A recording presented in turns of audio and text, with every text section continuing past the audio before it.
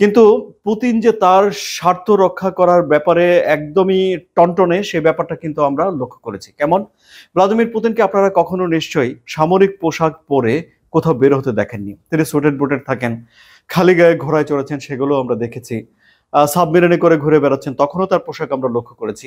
কিন্তু এবার এই প্রথমবারের মতো ভ্লাদিমির পুতিনকে দেখা গেল যে সামরিক উর্দি পরে তিনি কোরস্কে চলে গেছেন।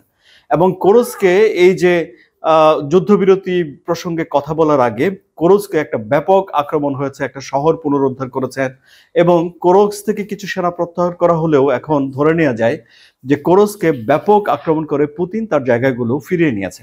সুতরাং জায়গা ছেড়ে দেওয়ার ব্যাপারে, নিরাপত্তার ব্যাপারে, এইসব ব্যাপারগুলোতে ভ্লাদিমির পুতিন কতটুকু ছাড় দেবেন সেটা একটা প্রশ্নবোধক চিহ্ন হয়েই রইল। কিন্তু তারপরেও আশার বিষয় হলো দুটি।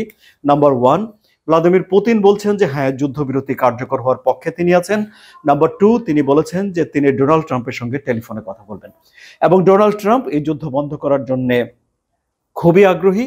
এই ব্যাপারে তার অন্তত ইচ্ছার ব্যাপারে কোনো রকম সন্দেহ নেই। কিন্তু যদি এই উদ্যোগ ভেস্তে যায় তাহলে কি দাঁড়াবে? তাহলে ডোনাল্ড ট্রাম্পকে অবশ্যই ইউক্রেনের পক্ষে দাঁড়াতে হবে, ইউরোপ আবারও জোরদার হবে এবং তৃতীয় বিশ্বযুদ্ধের যে জোয়া জেলারসকে খেলছেন বলে ডোনাল্ড ট্রাম্প অভিযোগ তুলেছিলেন, সেই যুদ্ধের ঘনঘটা আবারও বেজে উঠতে পারে বলেই বিশ্লেষকদের আশঙ্কা।